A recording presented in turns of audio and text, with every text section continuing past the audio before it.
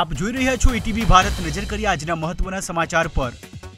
મહાવીર જયંતીના પર્વે નવી દિલ્હીમાં આયોજિત ભગવાન મહાવીર નિર્વાણ મહોત્સવ કાર્યક્રમમાં પીએમ મોદી થયા સહભાગી। કહ્યું, ભારત માત્ર પોતાના માટે નહીં પરંતુ સમગ્ર માનવતા માટે વિચારે છે।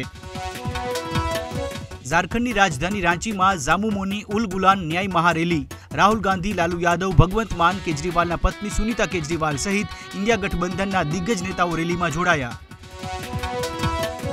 ઉલ ગુલાન ન્યાય મહારેલીમાં સંજયસિંહે કહ્યું, બંધારણ બદલવાનો થઈ રહ્યો છે પ્રયાસ। મત આપતી સમયે યાદ રાખજો હેમંત સોરેનનો ચહેરો। સ્વામી પ્રસાદ મૌર્યને હાઈકોર્ટમાંથી ન મળી રાહત। બિનજામીનપાત્ર વોરંટ રદ કરવાની માંગને હાઈકોર્ટે ફગાવી। છૂટાછેડા લીધા વગર કથિત બીજા લગ્ન કરવા સહિત મારપીટનો મૌર્ય પર આરોપ। તિહાડ જેલમાં બંધ સીએમ કેજરીવાલના આરોગ્યની પૂરતી કાળજી ન લેવાતી હોવાનો આમ આદમી પાર્ટીએ કર્યો દાવો। આપ નેતા સૌરભ ભારદ્વાજે કહ્યું, જેલમાં નથી કોઈ ડાયાબિટીસ નિષ્ણાંત। લોકસભાની ચૂંટણી પહેલા કોંગ્રેસને મોટો ઝટકો। સુરતમાં કોંગ્રેસના ઉમેદવાર નિલેશ કુંભાણી સહિત ડમી ઉમેદવાર સુરેશ પડસાલાનું ફોર્મ રદ। શક્તિસિંહ ગોહિલે ઉઠાવ્યા ફોર્મ રદ કરવાની પ્રક્રિયા પર સવાલ। નિલેશ કુંભાણીનું ફોર્મ રદ થતા કોંગ્રેસ આક્રમક। હાઈકોર્ટ અને સુપ્રીમ કોર્ટના દ્વાર ખખડાવવાની તૈયારીમાં। કોંગ્રેસના વકીલ બાબુ માંગુકિયાએ કહ્યું, હાઈકોર્ટથી લઈને સુપ્રીમ કોર્ટ સુધી જઈશું।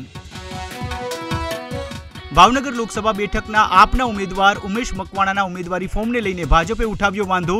બંને પક્ષની દલીલો અને રજૂઆત સાંભળ્યા બાદ ઉમેશ મકવાણાનું ફોર્મ ગણાયું માન્ય। પોરબંદરના માધવપુરમાં શ્રી કૃષ્ણ રૂકમણી વિવાહ ઉત્સવ સંપન્ન। ગુજરાત સહિત દેશ વિદેશમાંથી આવેલા ભાવિકોએ હર્ષોલ્લાસ સાથે માણ્યો અનેરો મંગલ અવસર।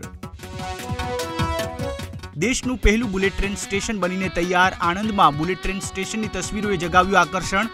અત્યાધુનિક સુવિધાથી સજ્જ છે આણંદનું બુલેટ ટ્રેન સ્ટેશન। તો આ હતા અત્યાર સુધીના મહત્વના સમાચાર। વધુ માહિતી અને સમાચારો માટે લોગિન કરો www.etvbharat.com।